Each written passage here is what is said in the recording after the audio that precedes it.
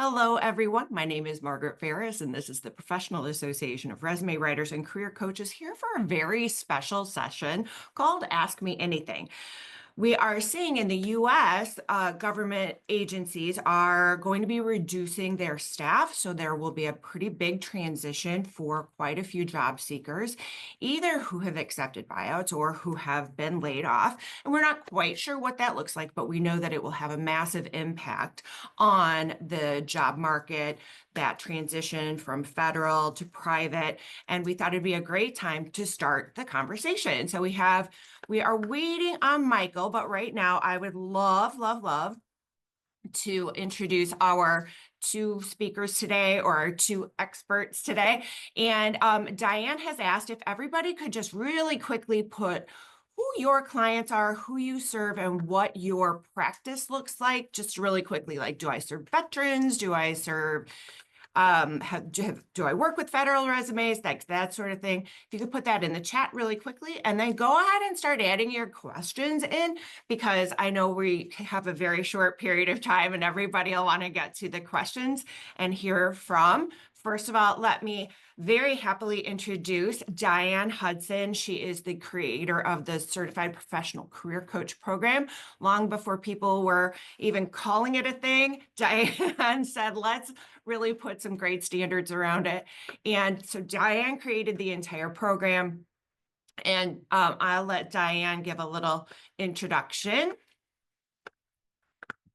I turn my, because I heard some feedback there. So thank you, Margaret, for this opportunity to be here today. So I am a federal resume writer and a federal coach, and I've been doing this for a really long time. Any of you might remember the SF 171 and KSAs. So I've been doing it for a really long time. So I've seen every evolution of the federal application and federal resume all the way up to current day. And what I always say is nothing's really changed, except they took your social security number off and it went from handwritten to in a portal. But as far as the federal government goes, the standard was always there based on the classification standards that OPM has designed for federal employees.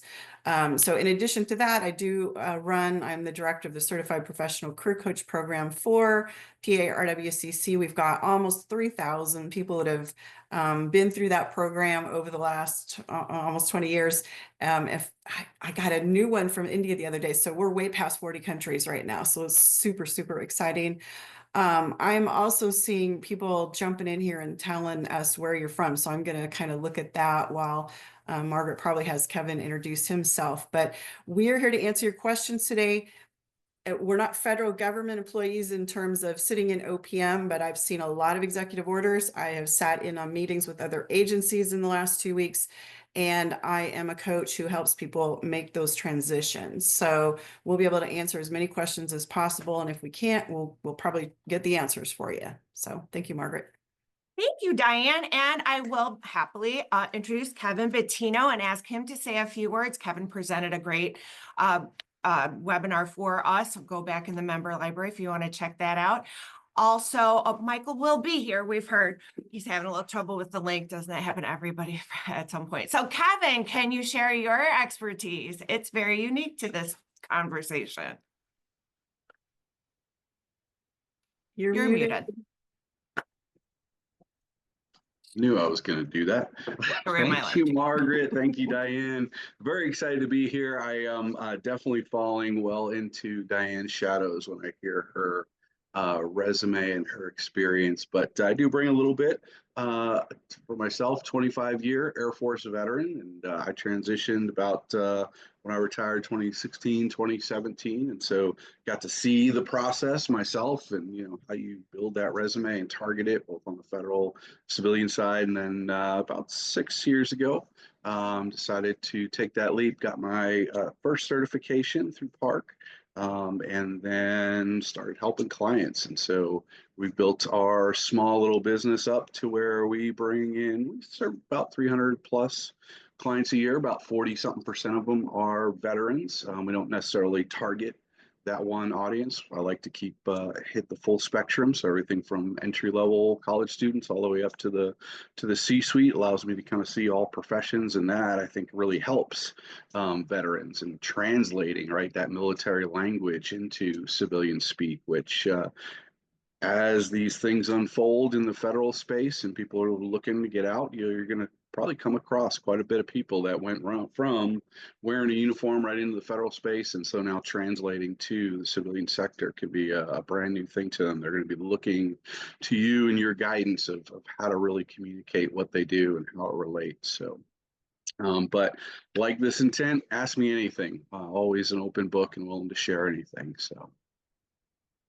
We have a lot of really great people even in our audience today. I just want to give a little shout out to Allison Bomeister and Don Orlando, who I know have a lot of expertise in this very same area. So make sure that you have that. Oh, here's Michael. Yay. So that make sure that you're reaching out to people that you've chatted with or who are leaning in so that you can create connections, especially because this is going to be such a kind of this time is going to be so uncertain. So this is a great time to start building that community of people who can help you out.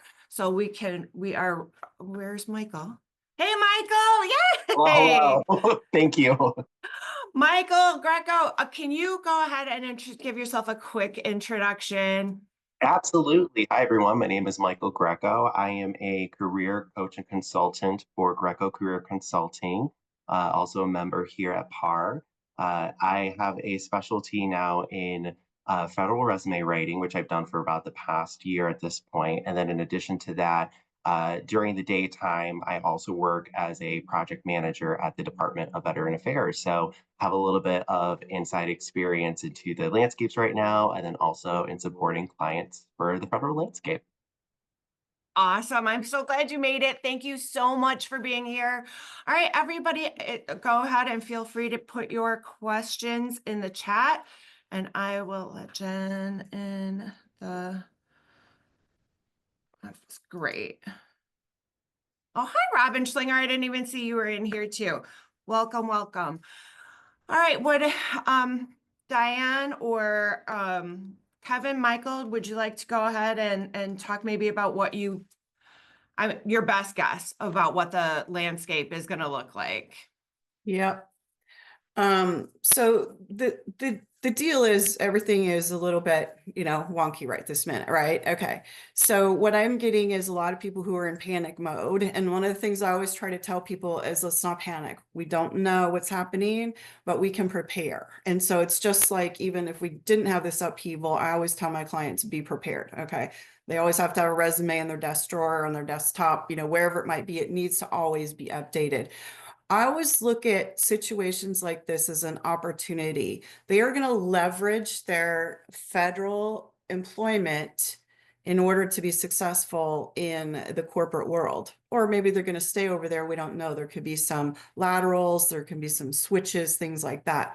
But I always try to look at everything in the positive. So this is an opportunity to get the resumes updated. This is an opportunity to coach these people because we're all coaches in some capacity here.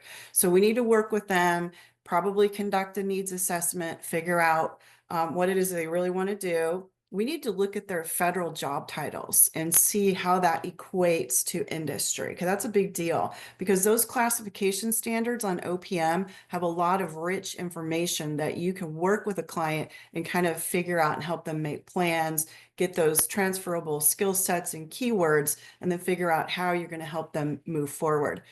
One of the things that's going to happen is if really truly this many people get laid off or everything that's happening, the industry side's probably not going to be able to absorb them that quickly. The other issue is it's a cultural change. So in the federal government, and this is what's happening, is it's very difficult to fire somebody or let go of somebody. In industry, they can hire at will and they can fire at will. Okay. They can interview you over the course of days and weeks. I have clients who go through multiple interviews. In the federal, everything is structured. So there's a cultural shift that our clients are going to have to understand in order to go from federal to corporate or industry or nonprofit or whatever it is that they're going to do, they're going to have to take that 5 to 7 page long federal resume and convert it into a 2 to 3 something that they can put onto portals, into LinkedIn or Indeed or wherever they're going to put their resumes. So those are just a few things right off the bat that is going to happen. So I'll turn it over to Kevin and Michael to continue responding to that. Yep. Yes. Kevin, you want to share some thoughts? Absolutely. It's interesting. In the last week alone, I've had 5, maybe 6 clients already reach out saying time to update, feeling the uncertainty. And it's ones that, within the last couple of years, made that leap and got into the federal sector. And so that's something that when I have people reach out, so first thing, do we need to update? What do we need to do? Just get that resume ready so that whether it is pivoting within, the federal space or, looking externally, they're ready for that. One stands out because they already got the notice that they're being laid off. And so now it's, kind of a little bit of panic mode, a bit, but, and that's where being that coach, mentor, guide, of your clients, you can be that strong point, that shoulder to say, hey, yep, it's chaotic, but here's our plan going forward, and that gives them that comfortability, and know that they're in good hands and they're going to make that pivot. Michael, did you have anything to add? I do. So all really great points that I've also talked about with my clients as well.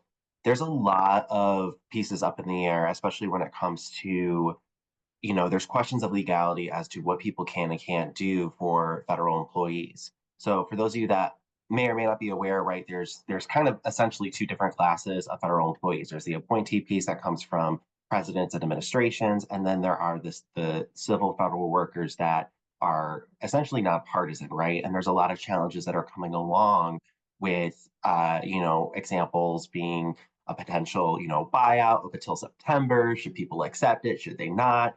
So one of the things that I've been working with my clients is obviously it's going to be their choice at the end of the day. They can decide if they want to start updating, start looking at things.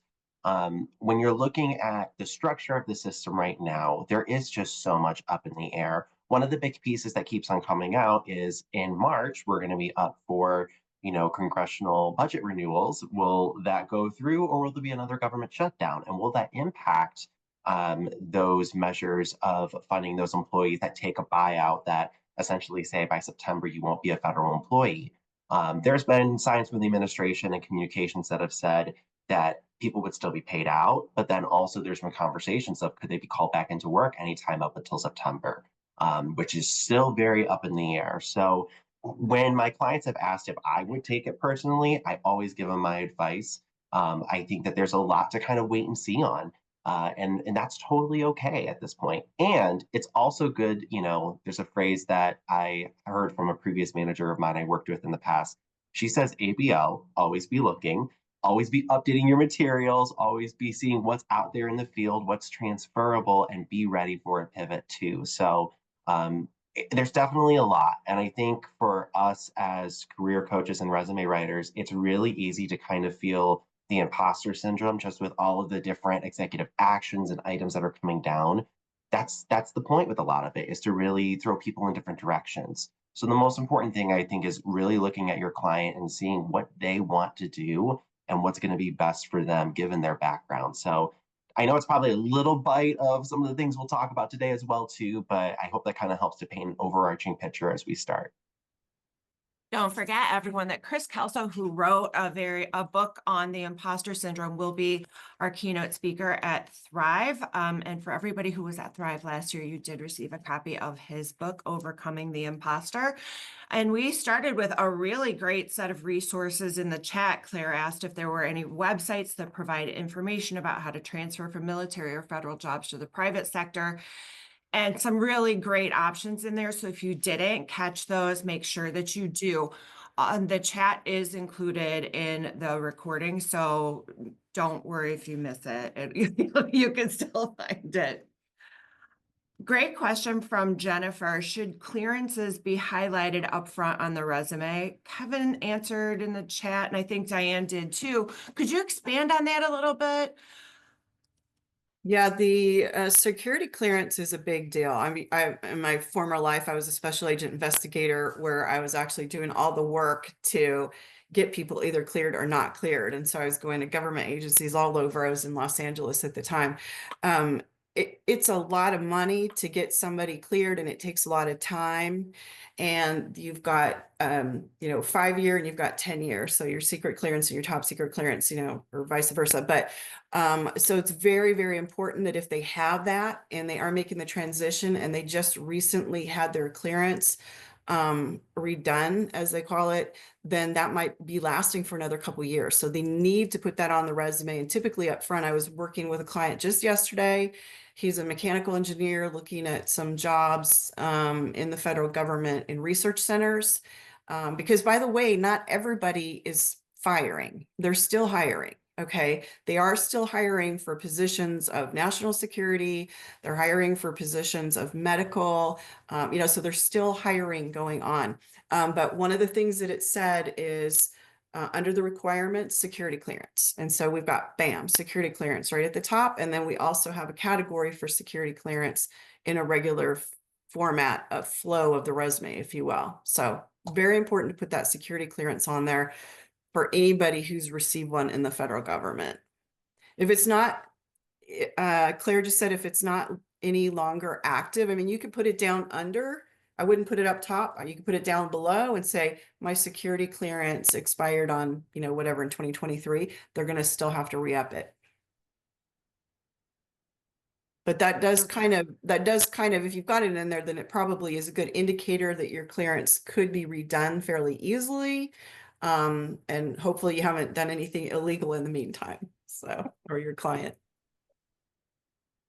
Diane hits a great point there about the security clearance that it's a money saver. That's a cost savings to a company, right? If they know it's just a matter of verifying it's active, they're good to go compared to spending, what it takes on a full blown investigation. The other piece is even if a job positions companies don't require that clearance, just putting that in there shows that, hey, you're a trusted agent, right? You've handled sensitive information.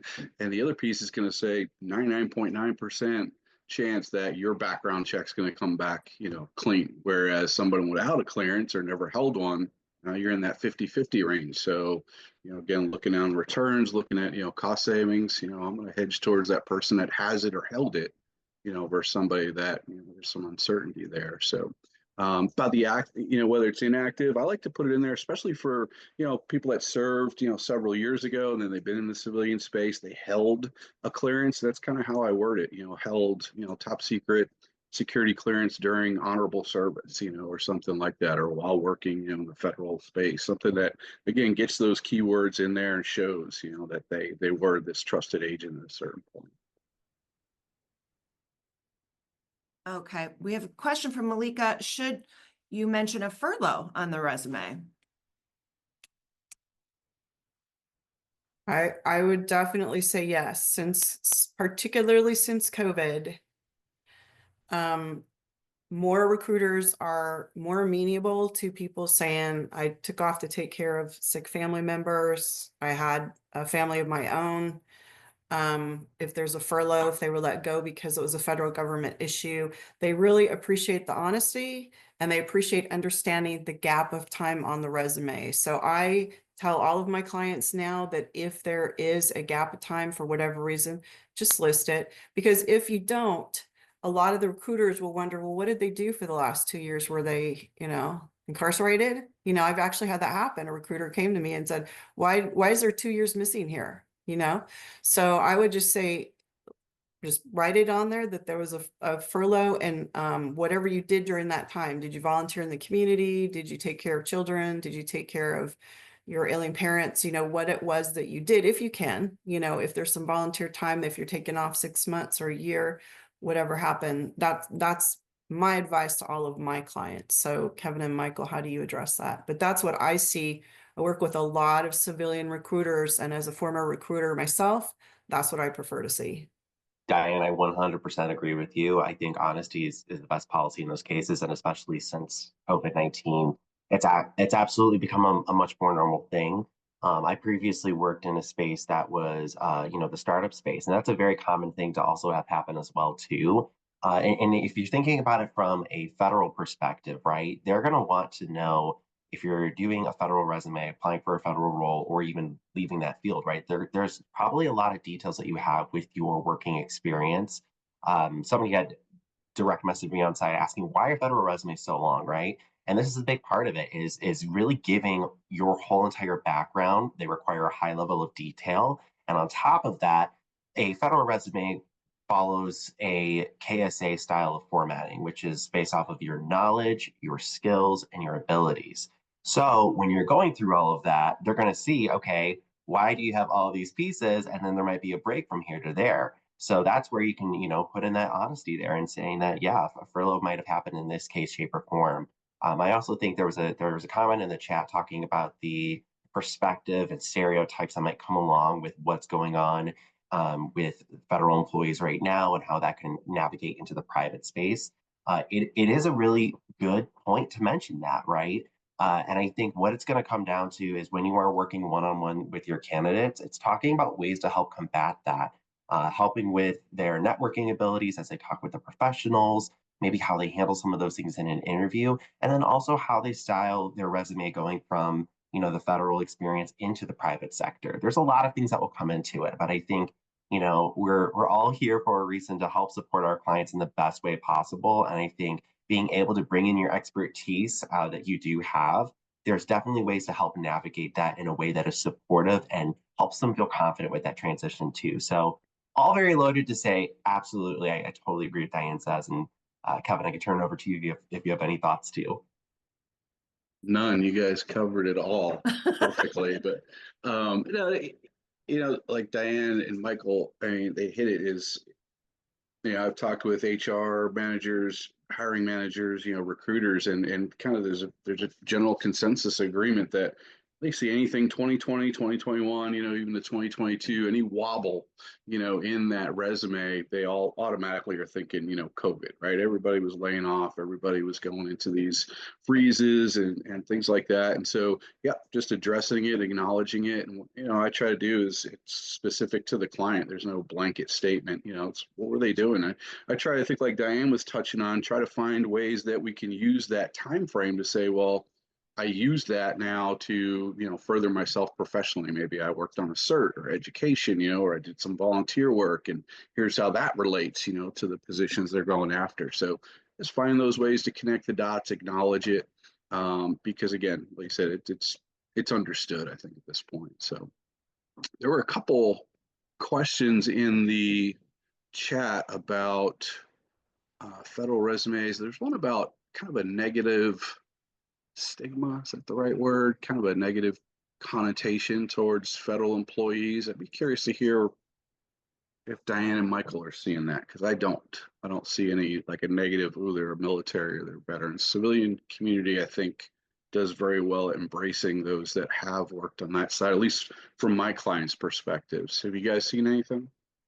I think the perception is, especially because of what's in the news media right now, is that federal employees, work 9 to 5 and they don't work as hard, or they don't work weekends, or, there's this kind of perception, and that becomes that negative perception.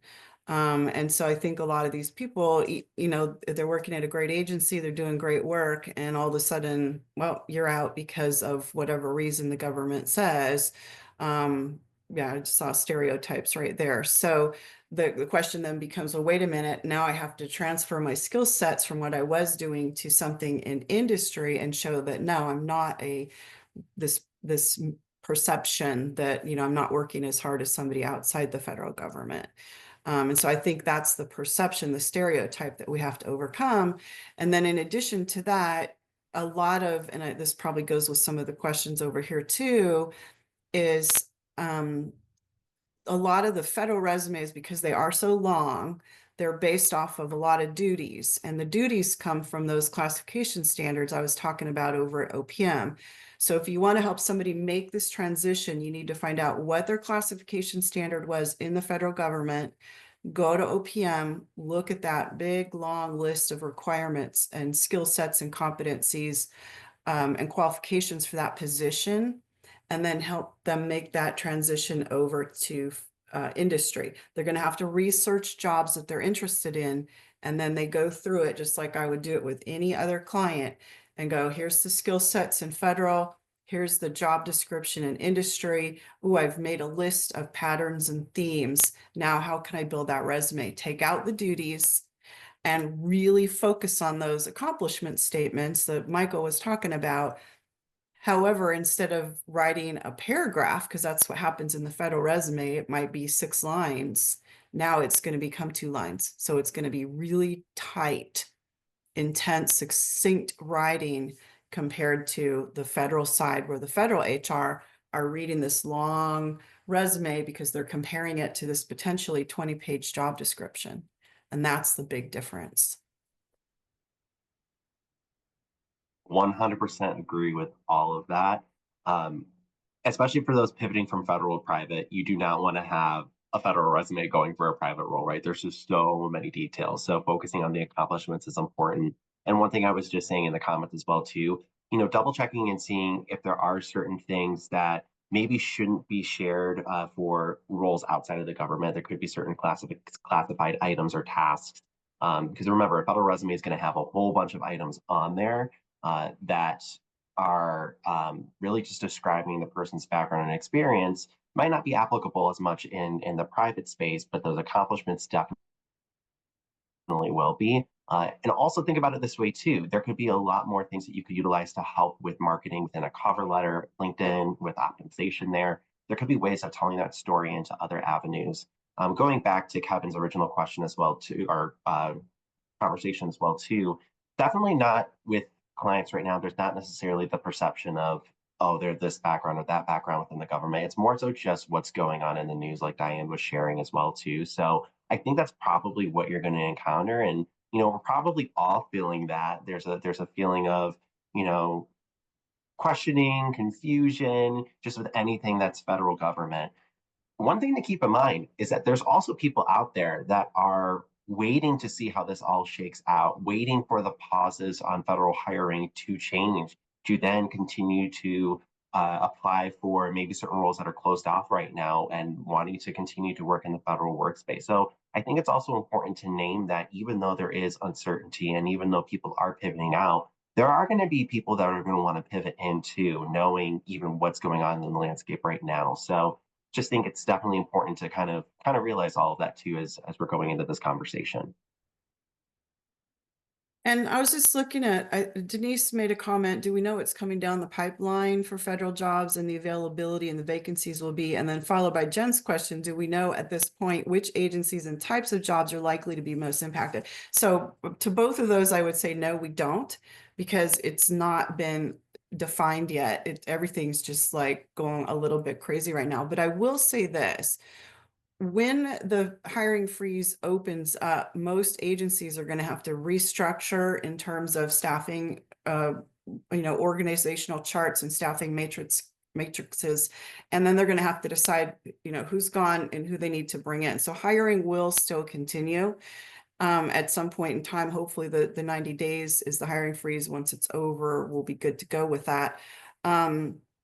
And then as far as the agencies that are most impacted, we definitely don't know that. But when I did this in 2017, I was training, I forget which agency it was in Florida, like within the hiring freeze. It was 72 days that last time.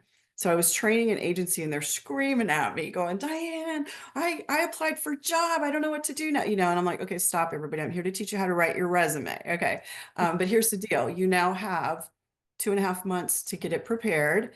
If your position, you applied for a position previously and you're in a hiring freeze, 2 things can happen typically. They'll either cancel it and then you'll have to reapply for that position when it reopens after the 90-day hiring freeze in this case, or they'll just let it set. And in 90 days from now, you might get a notice that says, hey, you're being interviewed or not being interviewed. So your clients really have to pay attention to their USA Jobs profiles right now to figure out what they're going to need to do.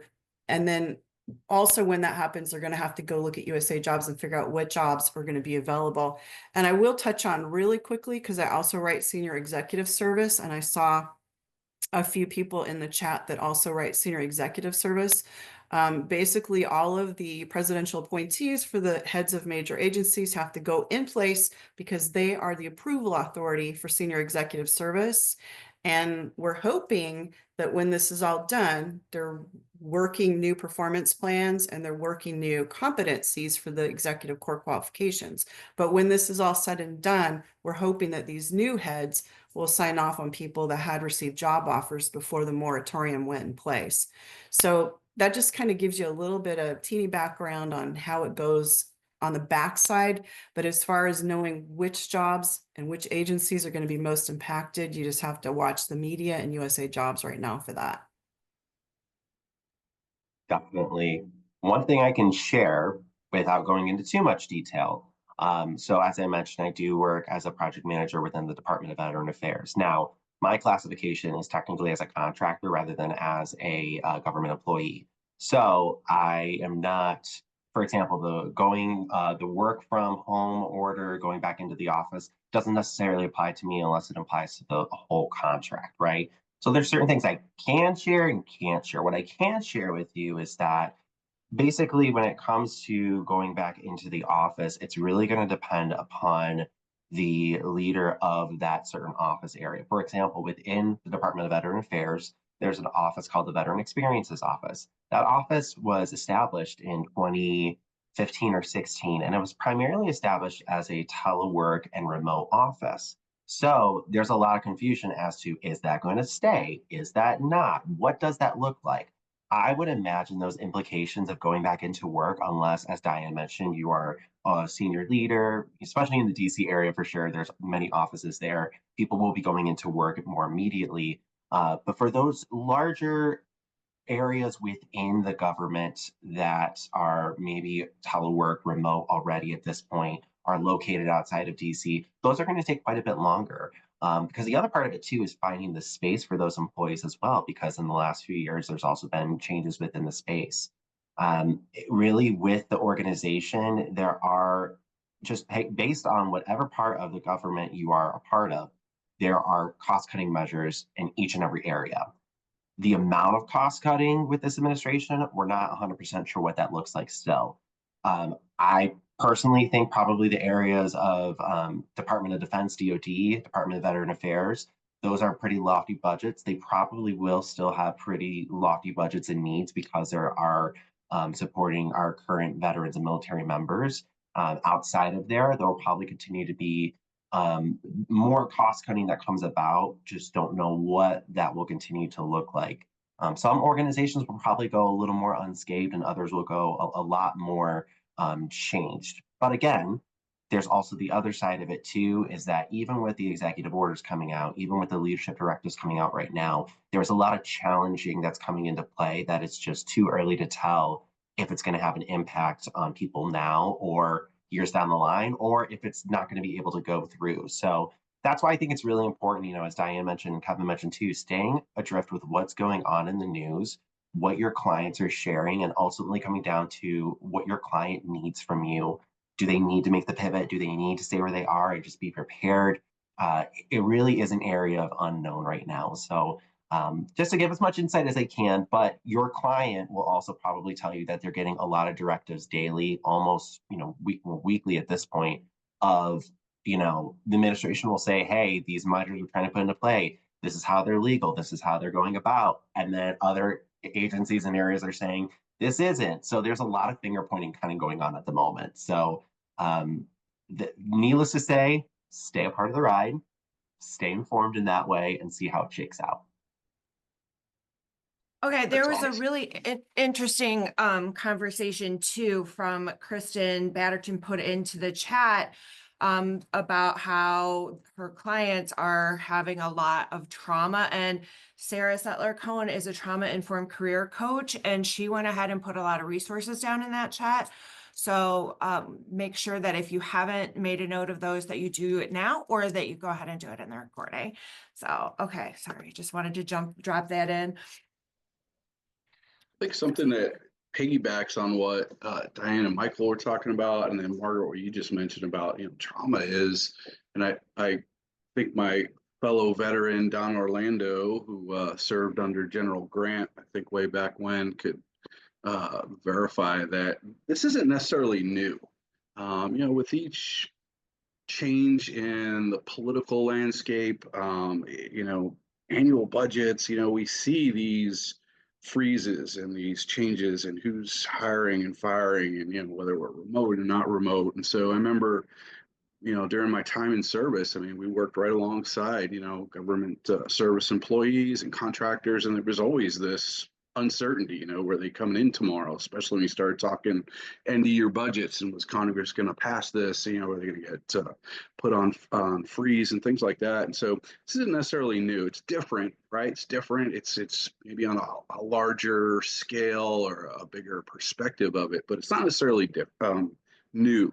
And I think by sharing that with, your clients and those you're supporting, it could help, reduce that feel of this traumatic event, that's unfolding and this uncertainty to say, hey, sometimes the government just has a way to work itself out and these positions will stay, or, but at a minimum, you're getting ready and you're navigating within that uncertainty. So did I date you a little bit there, Don? Maybe it wasn't General Grant.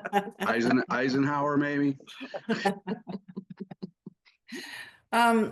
One of the things that I cover in the Certified Professional Career Coach program is a whole segment on grief and employment. And because this is huge, it's a big deal. People lose their job, they get laid off, maybe they get fired.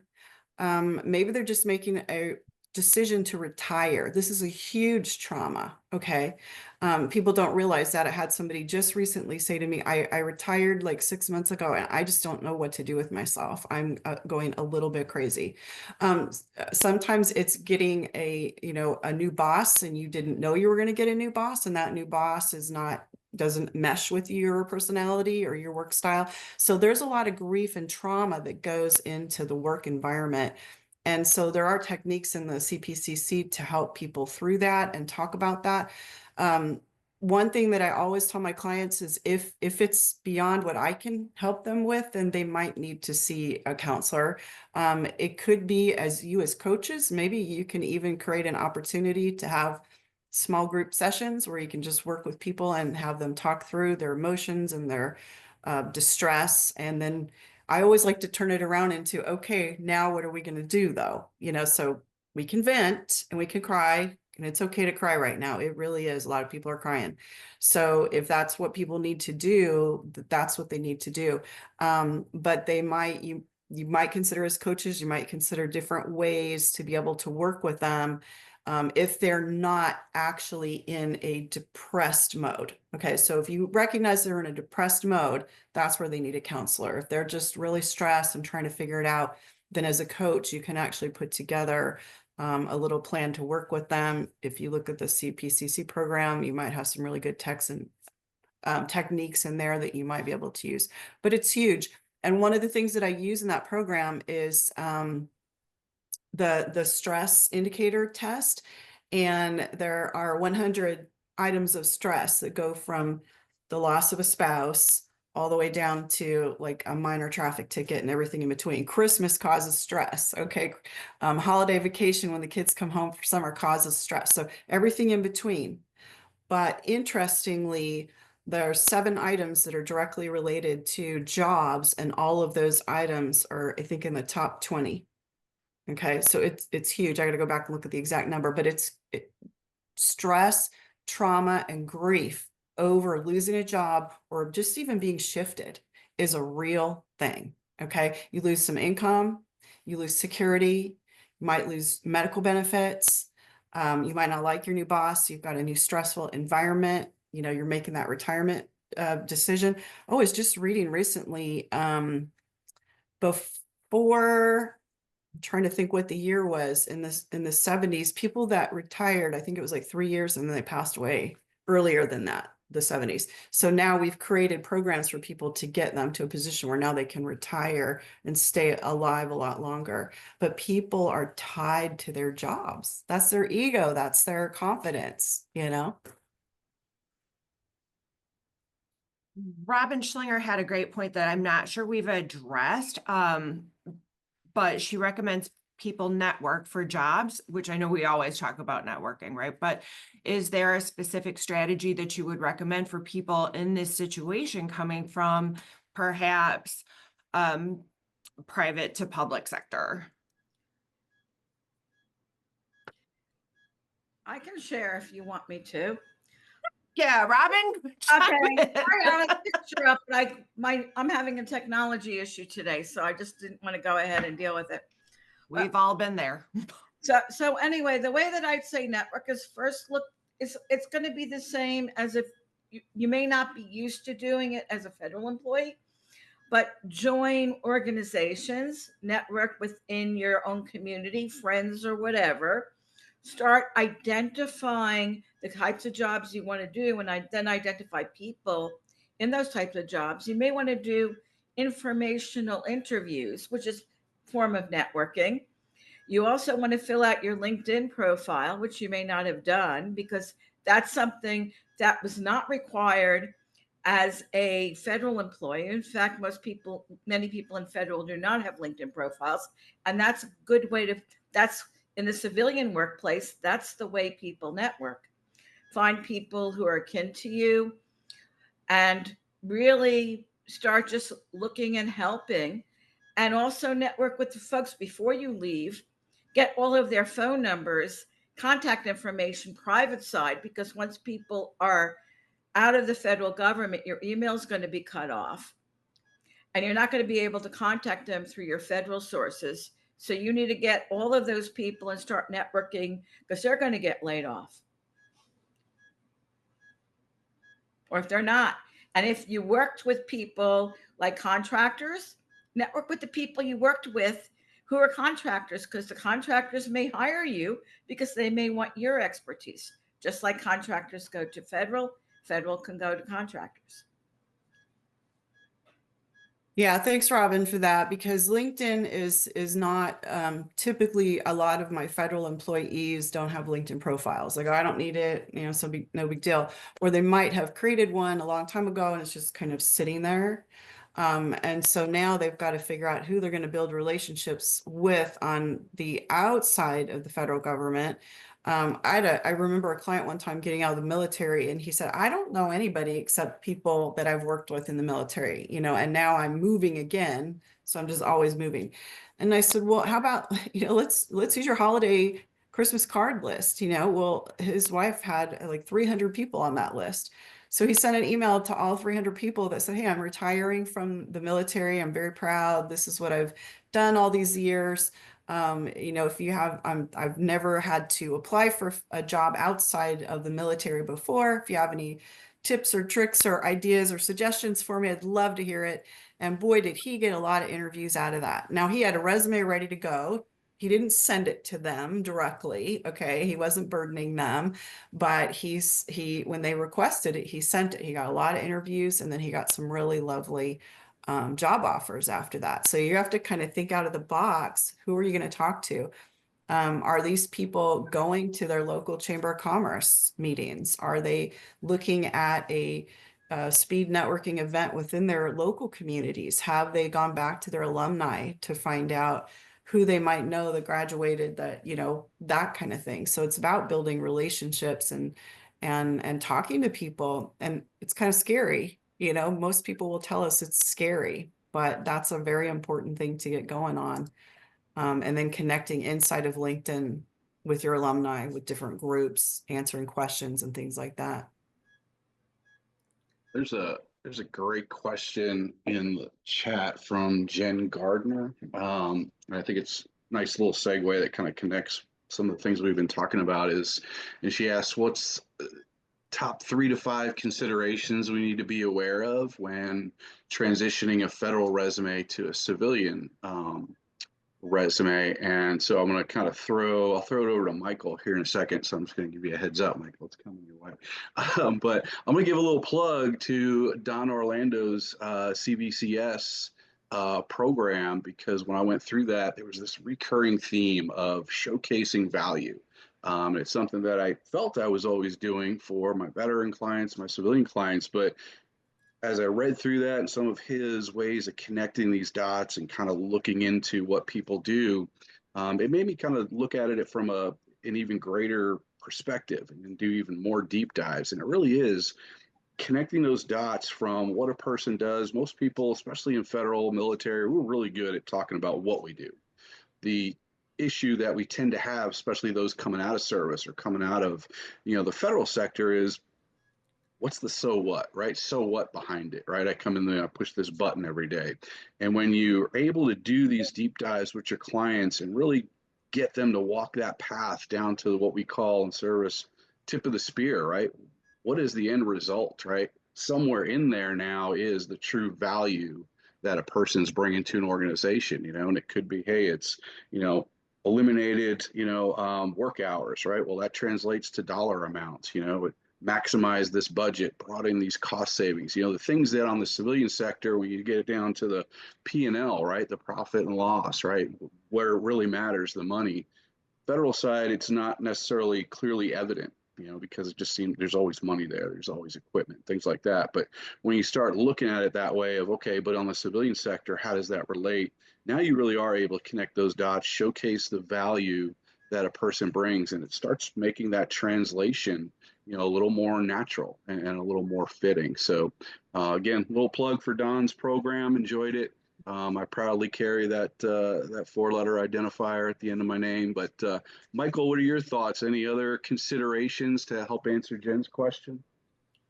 It's a really good question, and there's a lot of different ways to go about it. I always think the most important thing is knowing and understanding that when you're thinking about a transition for a military personnel or somebody who's in the military going into becoming a veteran or a civilian, that's a very long and sensitive transition. So in VA terms, they classify that as about 365 days pre and post, which to us seems like, oh, it's 2 years, it's quite a bit of time. But there's a lot that goes on with that transition. There's a lot of different factors that come into play. There's differences in routine, there's differences in responsibilities that really factor into that. When working with our federal clients, it's really important to kind of keep in mind there's going to be a lot of different changes that are going to come about with maybe how they're going about getting a job. Some might feel like it's easier. There's less interviewing versus a federal role. There's less details than a federal resume. Those are some of the pros there that you might see. But there's also going to be that imposter syndrome that comes about. Maybe somebody who is a director within, one of the departments goes for leading a project management or a PMO, and they feel, well, I didn't technically have that title before, so am I really what I am here? Also going into a space where, for those of you that may or may not be surprised, working in the federal government, there's a lot of politics that come into play with leadership, right? How that factors into a private environment also looks very different too. So I think as they're going through that, it's really checking in to see what supports they're needing, kind of as we talked about already, knowing that it might be out of the typical scope of what you might be handling with clients making different transitions. But I also think what's really important to just keep in mind is helping them remain centered on what their purposes are. What is their focus and intention for what they want to go for to then set them up for success for the next direction? So a lot of different things that come into play, but I really think just being sensitive to knowing that there is going to be that feeling as they go through that transition is just going to be a really important factor in it all. That's perfect, Michael. I like how you hit on, oftentimes, in service in the federal space, we don't know how it relates on the civilian side. And when you're able to share that perspective and say, hey, your title's this, but really that does correlate to over here. And I remember, like, one of my first interviews coming out of service, they were like, hey, would you have an issue supervising like a 10-person team? And my wheels are turning. I'm like, I had 1,000 under my command. What? What's a 10-person team? And so, and when you look at that, you talk to those people, and it kind of goes back, Margaret was saying about our Thrive guest speaker, right, with imposter syndrome, right? And I really see that, especially with my veteran and my federal clients, right? They just don't realize the scope that they have, and that what they do, and the their responsibilities tends to be much higher than what you see on the civilian sector. When you're able to provide that comparison of, hey, I got this client over here, you know, they're a CTO, they got 10 people under them, you got 100, right? You're on par, you're above these people, right? You're above the fray. So thank you for that, Michael. It's sometimes worth reminding people what networking is. Most of our clients think that networking is a mutually mortifying process whereby we impose on every friend, relative, and total stranger to ask them for something that none of them can give them, which is a job. Networking is the extension of specific value to people who will most likely reciprocate with no immediate expectation of results. And by the way, you might remind your transitioning client if they're military. Thank you, be right back. How do I turn off my alarm? Uh-oh.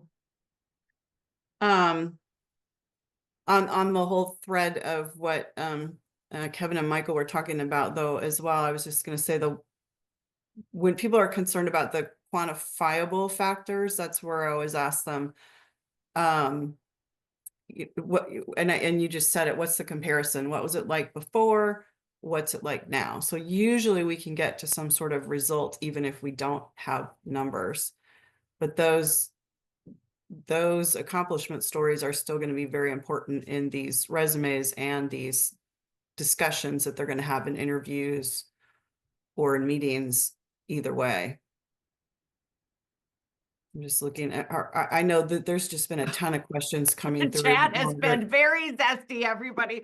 Thank you so much to everyone who's leaned in and asked questions. Oh my gosh, amazing. But what have we missed that we need to hit on that is super important here? Well, Anne makes a good point that, you know, that this is things are already being challenged legally, and you know, we've touched on that as things go on. So keeping calm while things are still in an upheaval probably help our clients.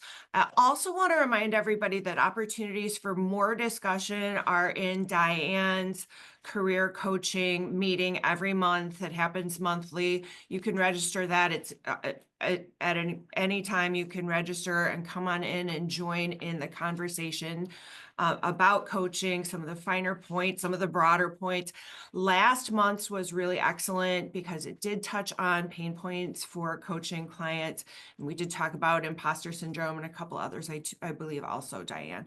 But so that, and then tomorrow will be Rising Professionals. We call it Rising Professionals, but it's so much more than that.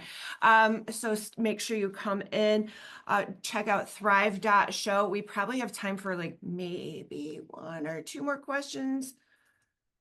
Oh, Barbara. Let's go with Barbara's because this is a great one. Are there tips for helping federal employees pivot to state government positions?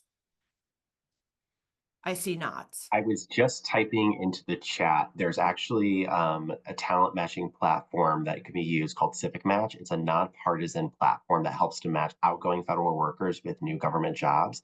That could be a place to look at.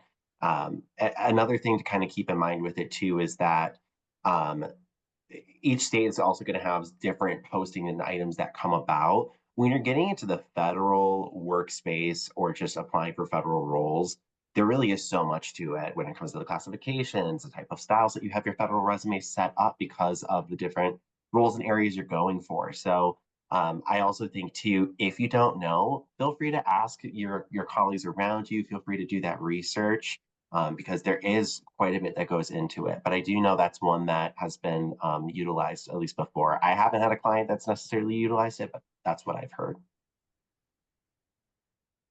Well, and I think there was a question way back in there too, that the federal application or the resume process may change after all this too. So we don't really know what's coming in terms of, will the federal government get rid of USA jobs? Will they say only turn in a one-page resume? Will they say, you know, so we don't really know what's coming from that perspective. So we just have to pay attention and monitor and see what's going to happen in the next 90 days when the hiring freeze is over, and then what's going to happen after that. Typically, any state applications that I have helped my clients apply for, they're very similar to federal. In most cases, they're still very lengthy. You know, they get into this long, kind of like federal. So it will be really interesting to see what comes out of all this. Oh, and someone put that in their civic match. Okay, good.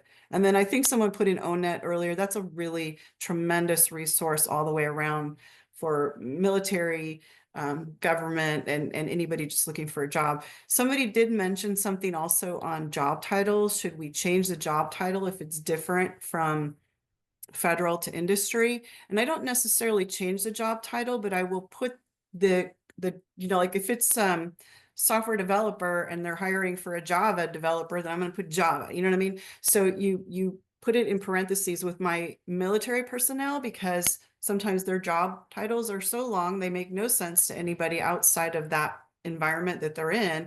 I go and figure out what is this equivalent to. We spend a lot of time figuring out what the equivalency is, and then we'll put that in parentheses so that the keywords are picked up in the resume and for somebody who's reading it outside. So it might be somebody who was a military officer who was responsible for a whole base, let's say, and we can turn that into equivalent to a mayor of a medium-sized city, for example. So we can completely transform these job titles so that the reader understands it really easily. All right, I do encourage everybody, do reach out to one another. LinkedIn, you can also use our website. We have a feed on the website. So if you want to connect to people, that you certainly can. We will be announcing a master series in this type of transition, more details to come. And we are looking forward to seeing all of you in the very near future. Make sure you are checking out the opportunities that are available. To everybody who is a new member on this call, Cammie McCall, big shout out to you for making my day the other day. And for everybody who's been here for 100 years like me, thank you too. We all need to be together on this. To our presenters today, to Diane and Kevin and Michael and our supporters, Robin and Don and Allison, thank you, thank you, thank you. I appreciate you more than I can say. It is going to be all of us working together to help job seekers get through what can be a very, very challenging time. So take care, everybody. And I hope we talk soon. All right, bye-bye. Bye, glad to be here. Thanks so Best much. wishes, everyone.